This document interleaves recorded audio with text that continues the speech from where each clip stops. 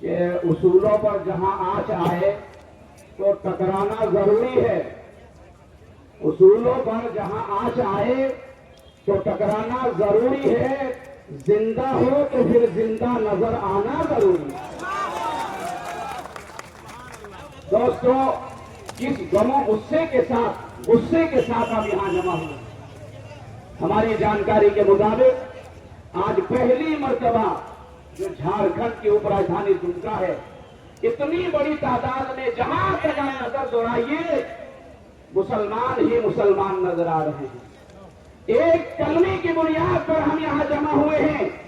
اور موجودہ جو کیندر کی سرکار ہے یہ تانا شاہ ہو گئی ہے. اس لیے کیندر سرکار کی تانا شاہی نہیں چلے گی. اور یہ جو کالا قانون پاس کیا ہے ہرگز ہم اس کو قبول کرنے کے لیے تیار. اس لیے کہ یہ ہمارے دھرم سے ٹکراتا ہے. اس نئے قانون کے تحت ہماری مسجدیں چلی جائیں گی، ہماری قبرستان چلی جائے گی، ہمارے مدرسے چلے جائیں گے، ہمارے مزارات کے مالک دوسرے ہو جائیں گے. مسجد مسلمان بناتا ہے، مدرسہ مسلمان بناتا ہے، قبرستان کے لیے زمین مسلمان دیتا ہے، تو اس کا مالک دوسرا کوئی کیسے ہو سکتا ہے؟ اس لیے ہمیں شدید ناراضگی ہے. پہلے جو وقف بورڈ تھا اس کے ممبران مسلمان ہوتے تھے، اپنے حساب سے مسلمان چلاتے تھے. 1955 میں بنا، پھر 1995 میں بنا نیا کر کے، اور پھر سرکاروں نے 2013 میں بنایا اور مسلمانوں کو اور زیادہ اختیار دے دیا.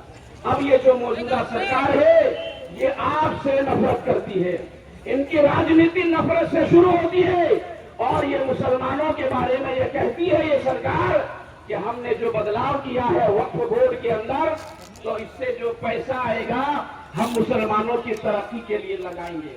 آپ کو یاد ہوگا چند سالوں پہلے یہ موجودہ سرکار نے جو مسلمان حج بیت اللہ کے لیے جاتے تھے سبسڈی کو ختم کر دیا.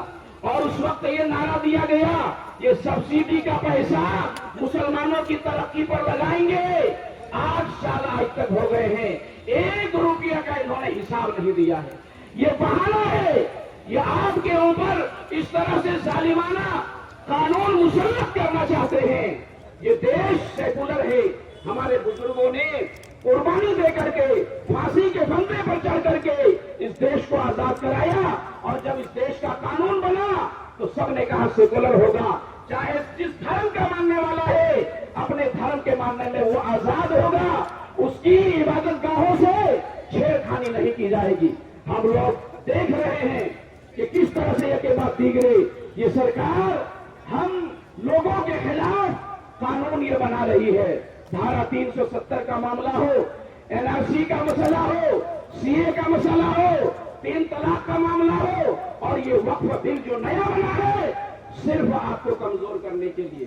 اور یہ جو نیا قانون بنا ہے اس میں نیم کیا بنا ہے معلوم ہونا چاہیے آپ کو کہ ابھی آپ کی مسجد ہے، مسجد کے صدر ہوتے ہیں، سیکریٹری ہوتے ہیں، متولی صاحب ہوتے ہیں. اب اس نئے قانون کے حساب سے اس مسجد کے، مدرسے کے اور قبرستان کے مالک ضلع کلکٹر صاحب ہوں گے، DC صاحب ہوں گے. یہ کیسے ہو سکتا ہے کہ مسلمان کی وہ جائیداد ہے اور اس کے بارے میں کوئی اور فیصلہ کرے؟ اسے لمبی گفتگو کا یہ موقع نہیں ہے. اور یہ جو سرکار کہتی ہے بہت زیادہ آمدنی ہے، یاد رکھیے اس بات کو بھی میں کلیئر کر دینا چاہتا ہوں. زیادہ تر جو زمینیں ہیں وقف کی وہ قبرستان کی ہے. قبرستان سے کیا آمدنی ہوگی آپ کی؟ مدرسے کی زمینیں ہیں، مدرسے سے کیا آمدنی ہوگی؟ مسجدیں ہیں اور کچھ مسافر خانہ ہیں، ہاسپٹل ہیں، اور اسی طرح سے کچھ کالج ہیں، ان سے آمدنی کیا ہوگی؟ وقف کے بورڈ کے جو کرمچاری ہیں ان کی تنخواہیں نہیں ہوتی ہے. یہ صرف بہانہ ہے اور اس کالا قانون کو آپ کے اوپر مسلط کرنا ہے. لیکن یہاں سے پیغام لے کر کے جائیے کہ یہ تو ہم نے ابھی انگڑائی لی ہے، کروٹ بدلی ہے، لڑائی ابھی باقی ہے. آپ تیار ہوگے نہیں؟ تیار ہوگے نہیں؟ ہمارا اللہ ایک ہے، ہمارے نبی ایک ہے، ہمارا قرآن ایک ہے، ہمارا دین ایک ہے، اور کوئی دوسرا غلط فہمی میں نہ رہے. ہم کلمے کی بنیاد پر کل بھی ایک تھے، آج بھی ایک ہے اور کل بھی ایک رہیں گے انشاءاللہ. آپ تیار ہیں نا؟ انشاءاللہ. اور اس دل کو آپ لوگوں نے بڑی محنت سے جو ہے کامیاب کیا ہے. بھائی عبدالسلام صاحب ہیں, ہمارے MP صاحب ہیں, اور سب نے ساتھ دیا ہے, اور علماء کرام نے بڑی محنتیں کی ہے گاؤں گاؤں جا کر کے, اور کسی کو آدھا لیٹر پیٹرول کا نظام نہیں دیا گیا ہے. ایمانداری سے بتاؤ, دیا گیا ہے؟